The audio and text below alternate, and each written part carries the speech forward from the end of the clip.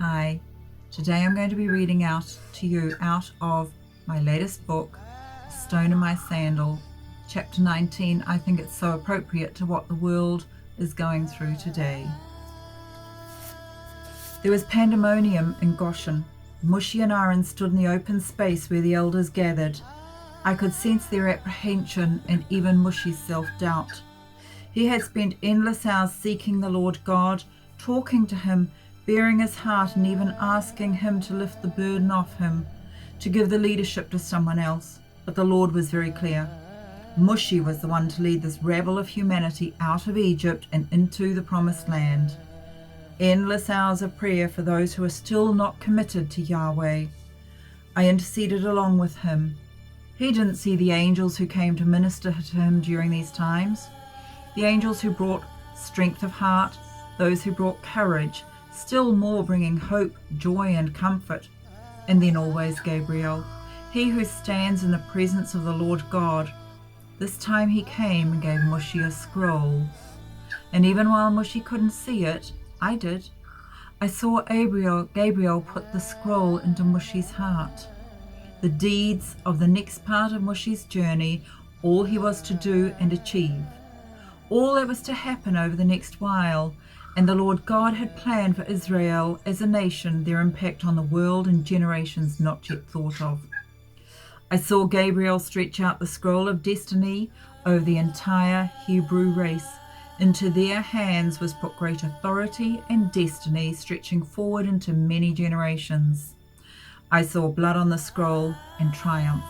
I saw the glory of God over them and their promised land. But the trying of the people as a nation would test them all. None would escape. And then looking far into the future, I caught just a glimpse of a lamb bathed in humility. What does all this mean, Lord God? I prayed, but heaven was silent. Humans really are an oddity, for they seem to have lost the ability to see what is going on around them. They couldn't see what I can see. And I wondered briefly if what they had lost would ever be recovered. Aaron, Mushy spoke, interrupting my thoughts. It's time to blow the ram's horn to call everyone to order. Thus was the entire assembly of the elders of Israel called.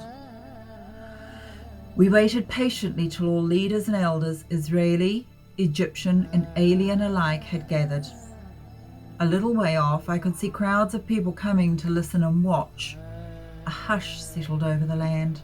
Nothing but the sound of animals and children, shuffling feet, a cough, a sneeze. Stillness. Mushy nodded to Aaron, who raised his voice. Leaders and all people assembled, hear what Yahweh has said. Today you will choose a lamb or a kid and bring it into your home to be looked after for the next 4 days. It seemed to be of paramount importance that the people understood the Lord's instructions completely, for Aaron again told them all they were to do. It seemed that Yahweh was pressing right into their beings the urgency of this time. In 4 days, we will slaughter our chosen Passover lambs together, and using a bunch of hyssop, dip it into the blood collected in the basin. Paint your door frames with the blood, the top and the sides, and once that is done, you're all to go into your houses under the covering of the blood of the Lamb, and you are to stay there. Not one of you shall go out the door of his house until morning. There was much nodding of heads. A few of the men discussed it among themselves. Wide-eyed children listening, the sense of solemnity prevalent like a blanket over Goshen. Aaron continued, your lamb is to be roasted and eaten in its entirety. Those who are sharing a household are also to remain under the one roof for the whole night, and you're all to be dressed as though for travel. He turned to his brother, asking him quietly, Mushy, do you want me to tell them about the consequences of not obeying? Yes, Mushy nodded. Absolutely, they must obey. Yahweh has said, Aaron raised his voice to ensure the assembly heard him. On that same night, he will pass through Egypt and strike down every firstborn, both people and animals, and he will bring judgment on all the gods of Egypt. He is Yahweh, he alone is God. The blood will be a sign, for when he sees the blood on the door, he will pass over, and no destructive plague will touch you when it touches Egypt. A rush of murmuring and horror rippled over the people. Those who couldn't hear were asking, What is happening? What did he say? I looked up towards the heavens, and I saw a bowl of wrath poised. It was at tipping point. The blood in the bowl nearing capacity when it would overflow. The burning anger of God is fearful. Who could escape?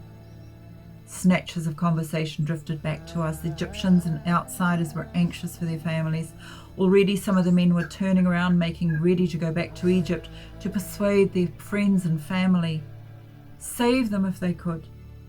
In 4 days we shall meet again, Aaron said, and standing with Mushi, watched as the crowd dispersed, Mushi's staff firmly in his hand, his shepherd's crook, symbol of authority. That evening when the stars were out, Aaron and Mushi sat by their fire in companionable silence. I loved the fire times, when the colours of the flames echoed my colours. It's almost time, little brother, Aaron said. The long journey to freedom is almost over. Don't be so sure, Aaron. We have been immersed as slaves for centuries now, and it takes time for that mindset to dissipate. We still have a long way to go before entering the land Adonai has promised us. Sometimes I feel like singing and dancing with joy, and other times the responsibility weighs so heavy, it feels crushing. The next few days seem to drag, yet conversely were frenetic in activity. Many of those who had gone to plead with their friends and families in Egypt arrived back, some with tear-streaked faces, others rejoicing and bringing a long caravan of people with them. All came bearing gold, silver, and beautiful jewelry.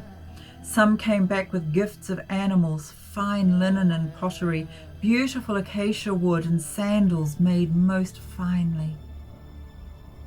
It was becoming more difficult for Mushi to secret himself away in private time, where he could be refreshed in the presence of the Lord. Without those times he grew increasingly weary. In the snatched moments alone he recited a prayer he had crafted. I draw aside to that secret place where you and I can meet, and take the time to seek your face, have fellowship that's sweet. Burdens weigh my shoulders down, worry steals my peace, but in this secret place I found, my troubles seem to cease.